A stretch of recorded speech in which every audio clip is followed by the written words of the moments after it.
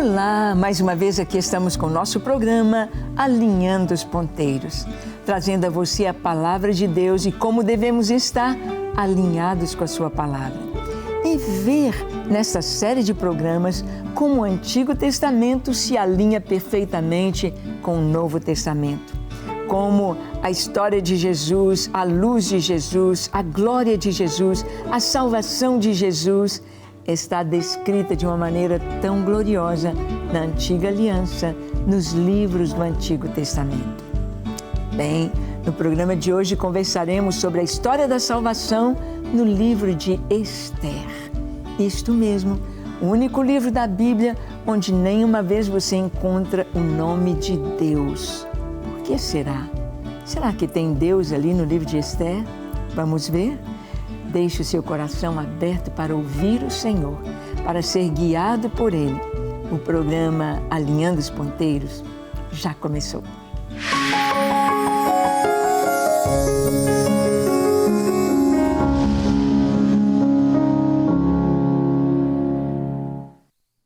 Muito bem, a história de Esther é uma história maravilhosa.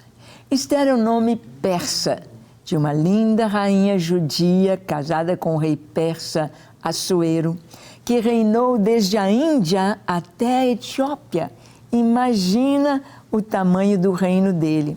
Todo o norte da África, com todo o Oriente Médio, pegando parte da Ásia, 127 nações. O rei Assuero, o rei persa.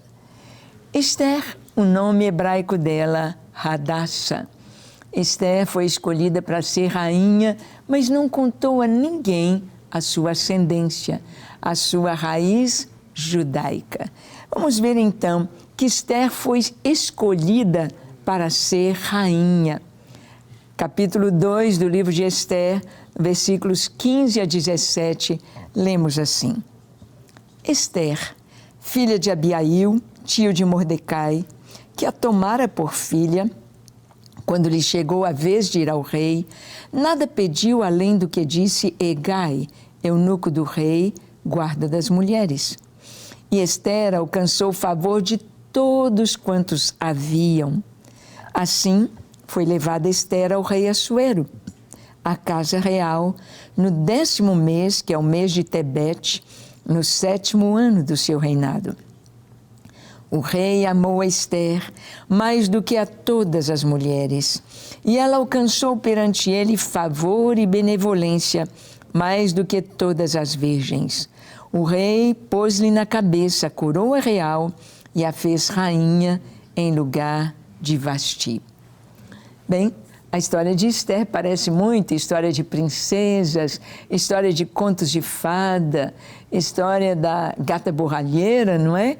Que estava lá na sua casa e tem uma fada madrinha que lhe dá roupas, carruagem, e ela então conquista o coração do príncipe e depois se casam.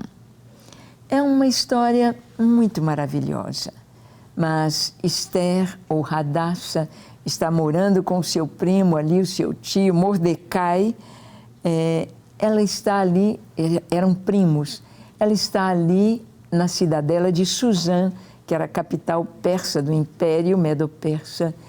E Esther nunca sonhou em subir ao palácio, mas a rainha Vasti, a rainha linda, maravilhosa do rei Assuero, ela não quis ir à presença do rei durante uma grande festa, uma grande comemoração que durou 6 meses, 180 dias de festa. Já pensou?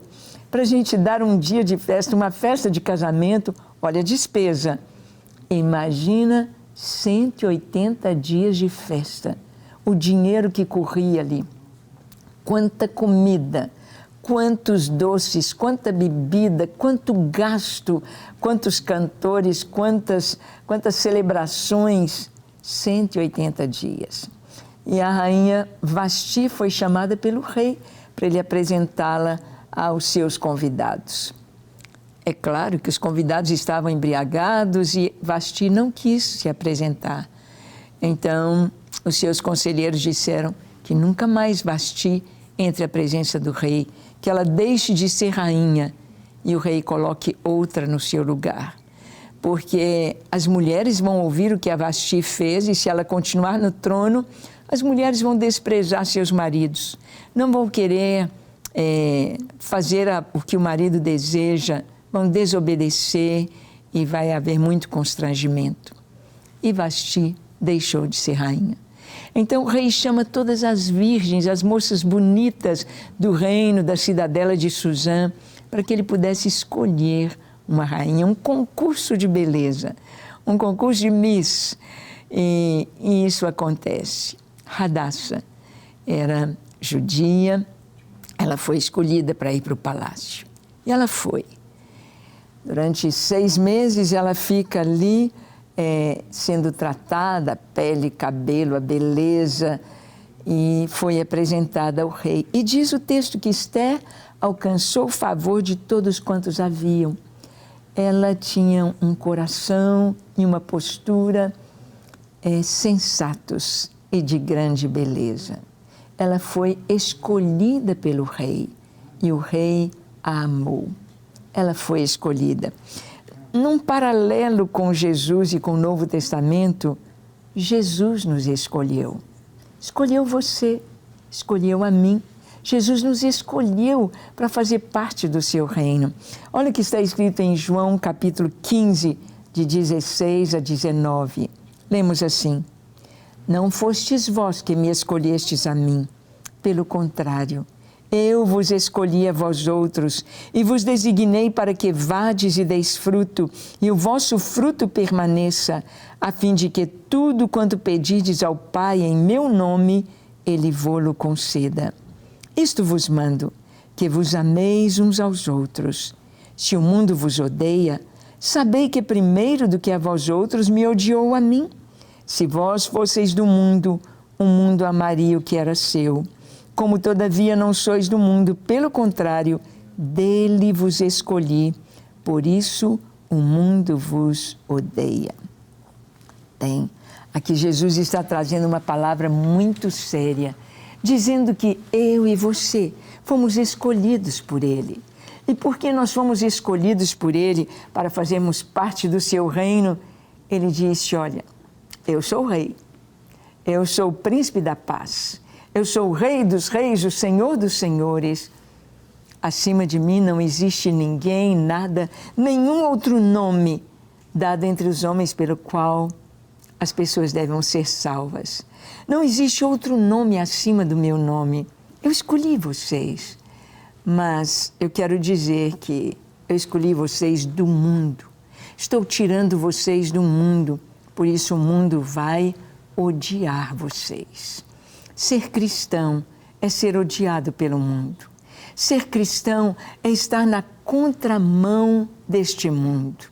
Hoje, mais do que nunca, as pessoas querem obrigar os cristãos a aceitarem o pecado, a relativizar o pecado, a dizer, não, o pecado é aceito, Deus é amor, amor e tudo é amor. Sim, foi por amor que Ele veio. Ele nos escolheu por amor, mas o seu amor nos tira do mundo, nos limpa do pecado, nos santifica de uma forma tão especial e maravilhosa.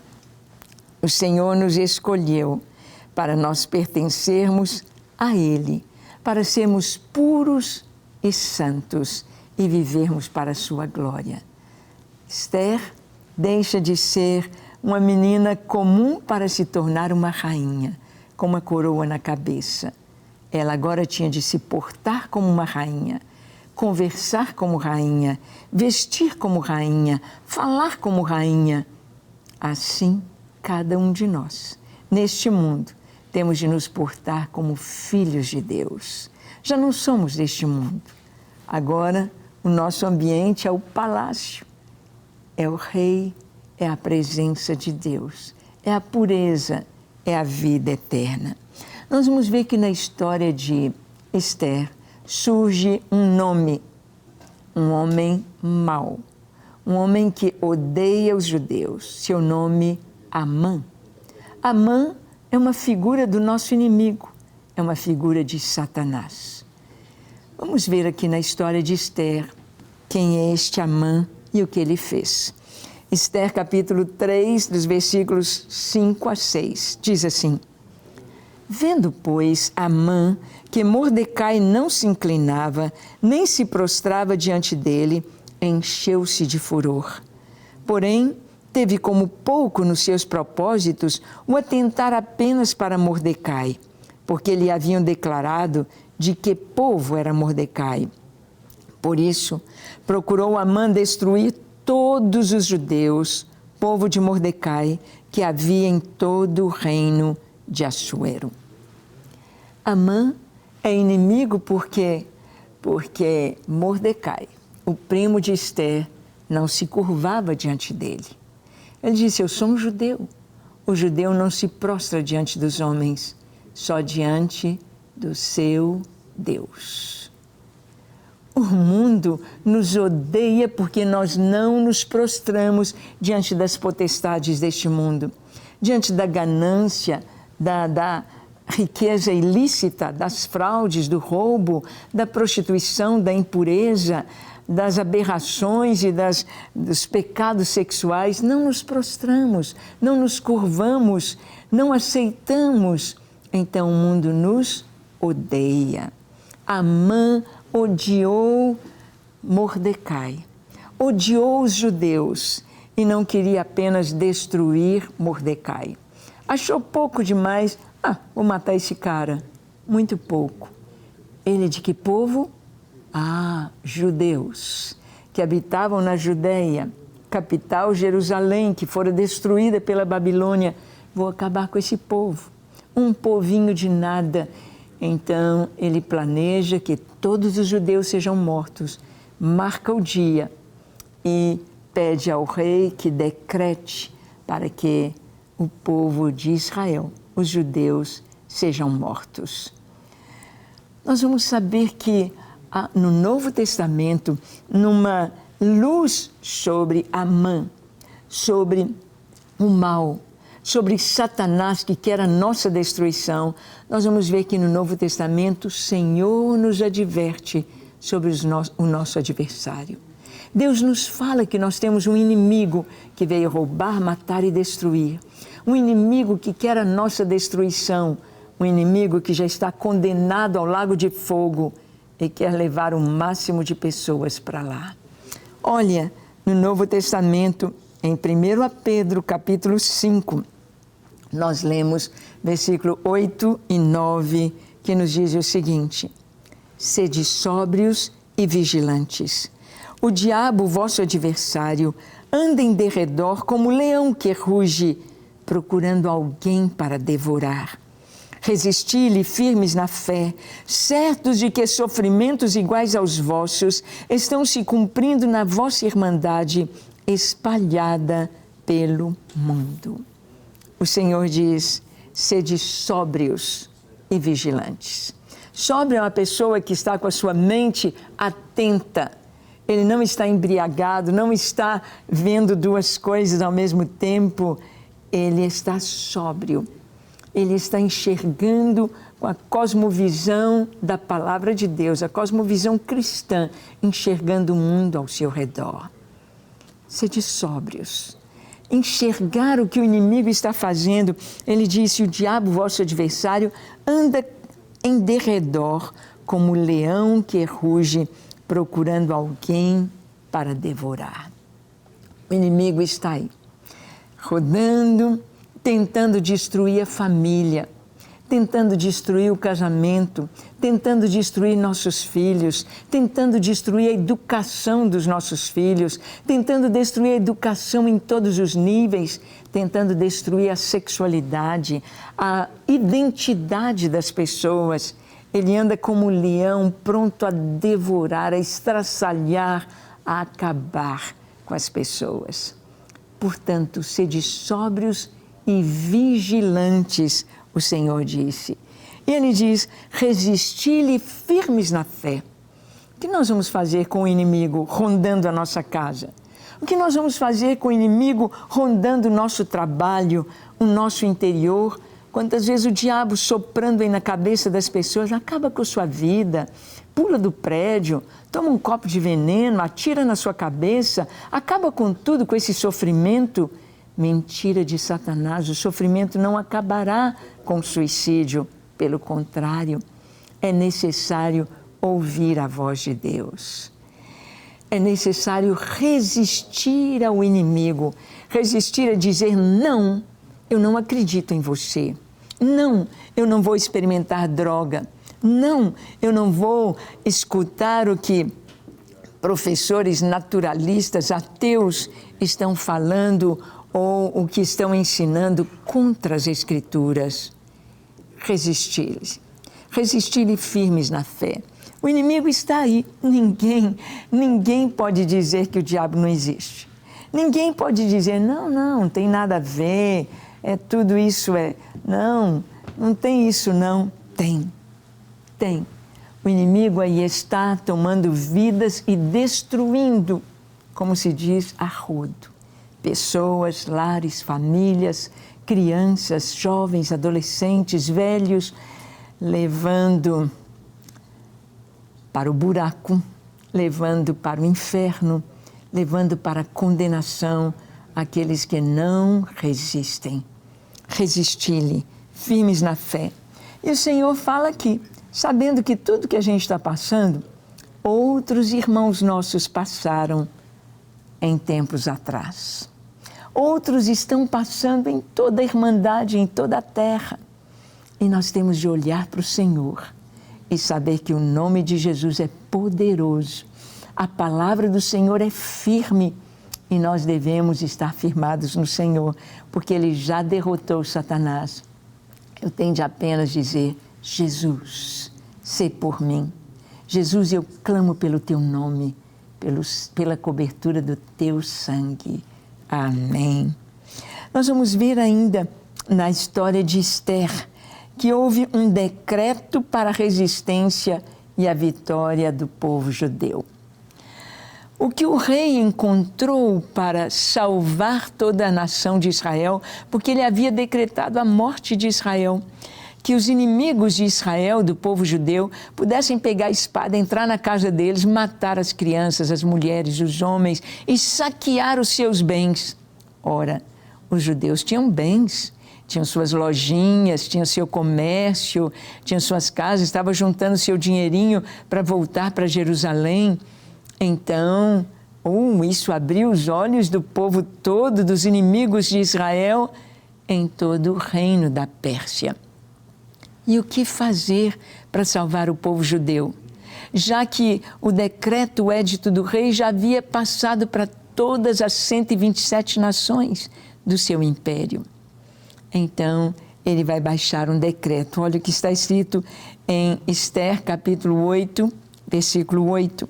Diz assim, escrevei, pois, aos judeus, como bem vos parecer, em nome do rei, e selai-o com o anel do rei, porque os decretos feitos em nome do rei e que com seu anel se selam, não se podem revogar.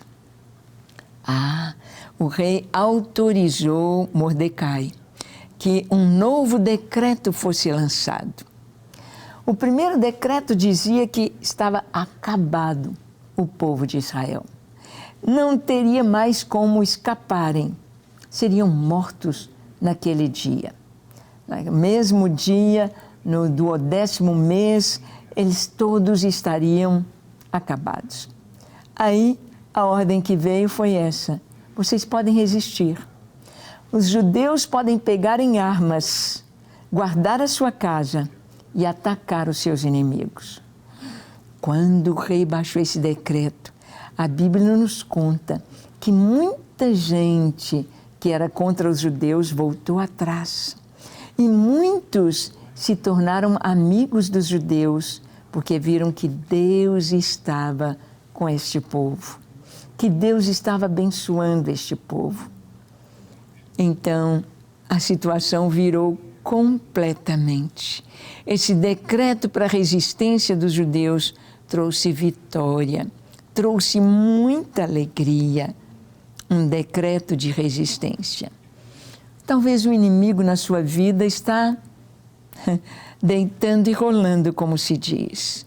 Talvez o inimigo está tomando a sua paz, a sua família, os seus filhos, o seu dinheiro, os seus bens, a sua saúde.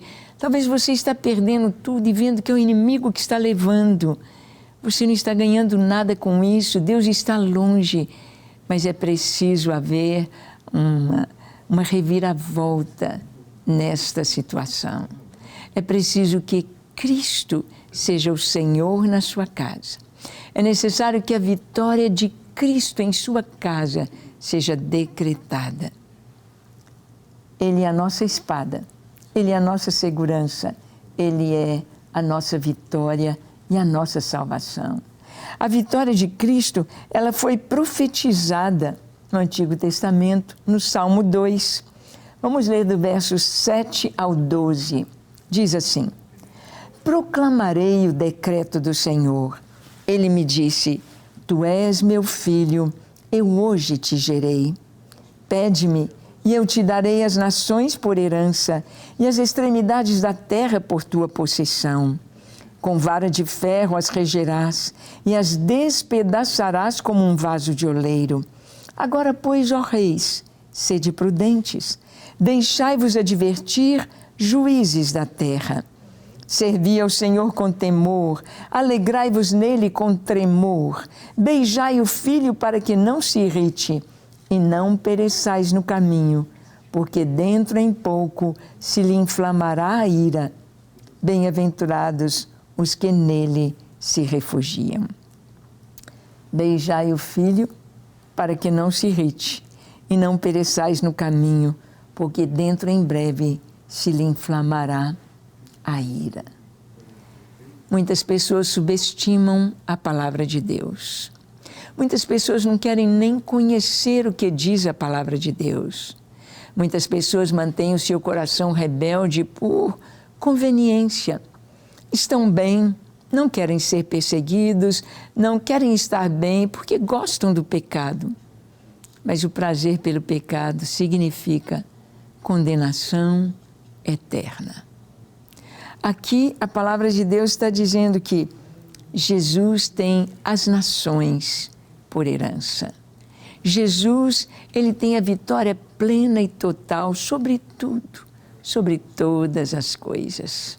Jesus. Por mais que parecesse que o Senhor estava sendo derrotado ali na cruz do Calvário, ali ele estava levantando a sua bandeira de vitória plena e total. Através da sua obediência, ele adquiriu esse nome que é sobre todo nome, para que ao nome de Jesus se dobre todo joelho, no céu, na terra e debaixo da terra. E toda língua confesse que Jesus Cristo é o Senhor, para a glória de Deus Pai. Aquele povinho, os judeus, foi salvo. E eles mataram seus inimigos. E eles adquiriram um nome no Império Persa. Em seguida, eles têm ordem para retornar a Jerusalém e reconstruir a cidade e o templo. Deus na história mostra o seu poder. E na sua vida? E na sua história? Você tem experimentado a vitória do Senhor e o seu poder? Que tal orar agora? Que tal entregar ao Senhor a sua casa, seus negócios, sua vida e o seu coração? Feche seus olhos, curve a sua fronte, se for possível, se ajoelhe. Ore comigo, dizendo assim: Senhor, eis-me aqui em tua presença. Eu sei que sou um pecador. Eu sei que tenho vivido longe dos teus caminhos. Eu sei que tenho feito tudo errado e entristecido teu coração.